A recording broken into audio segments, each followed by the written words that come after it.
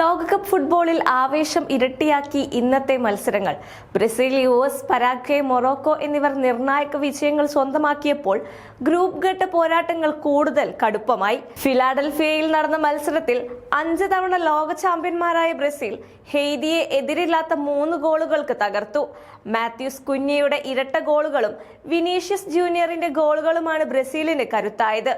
ആദ്യ പകുതിയിൽ തന്നെ 3 ഗോളുകളും നേടിയ ബ്രസീൽ പിന്നീട് മികച്ച പ്രതിരോധത്തിലൂടെ വിജയം ഉറപ്പിച്ചു. ആദ്യ മത്സരത്തിൽ മൊറോക്കോയോട് സമനില വഴങ്ങിയതിനു ശേഷം ലഭിച്ച ഈ വിജയം ബ്രസീലിന് വലിയ ആശ്വാസമാണ്. എന്നാൽ മത്സരത്തിനിടെ റഫീഞ്ഞയ്ക്ക് പരിക്കേറ്റ് പുറത്തായത് ടീമിന് ആശങ്കയുണ്ടാക്കുന്നുണ്ട്.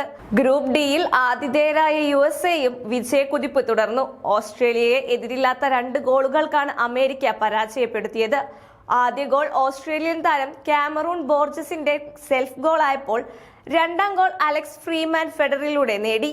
ഈ വിജയത്തോടെ USA നോക്കൌട്ട് പ്രതീക്ഷകൾ കൂടുതൽ ശക്തമാക്കി. അതേസമയം ലോകകപ്പിലെ ഏറ്റവും വേഗമേറിയ ഗോളിലൂടെ വാർത്തകളിൽ ഇടം പിടിച്ചത് പരാഗ്വേയാണ്. മത്സരം തുടങ്ങി വെറും 65 സെക്കൻഡിനുള്ളിൽ മത്തിയാസ് ഗലാർസ് നേടിയ ഗോളിന്റെ കരുത്തിൽ തുർക്കിയെ 1 ഗോളിന് പരാജയപ്പെടുത്തി. ലോകകപ്പ് ചരിത്രത്തിൽ ഒരു തെക്കേ അമേരിക്കൻ ടീം നേടുന്ന ഏറ്റവും വേഗതയേറിയ ഗോൾ എന്ന റെക്കോർഡും ഈ നേട്ടത്തോടെ പരാഗ്വേ സ്വന്തമാക്കി. ഗ്രൂപ്പ് സിയിലെ മറ്റൊരു മത്സരത്തിൽ മൊറോക്കോ സ്കോട്ട്ലാൻഡിനെ എതിരില്ലാത്ത 1 ഗോളിന് കീഴടക്കി. മത്സരം തുടങ്ങി 2-ാം മിനിറ്റിൽ തന്നെ ഇസ്മയിൽ യെസ്ബാരി നേടിയ ഗോളാണ് വിജയവഴി ഒരുക്കിയത്. ലോകകപ്പിലെ ഏറ്റവും വേഗമേറിയ ഗോളുകളിൽ ഒന്നായി ആ ഗോൾ മാറുകയും ചെയ്തു.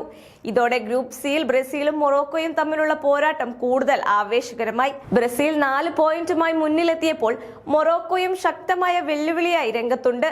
ലോകകപ്പ് മുന്നേറുമ്പോൾ ഓരോ മത്സരവും ചരിത്രം കുറിക്കുകയാണ്. വമ്പന്മാരുടെ വിജയങ്ങളും അപ്രതീക്ഷിത റെക്കോർഡുകളും ചേർന്ന് ഫുട്ബോൾ ആരാധകർക്ക് മറക്കാനാകാത്ത നിമിഷങ്ങളാണ് ഈ ലോകകപ്പ് സമ്മാനിക്കുന്നത്.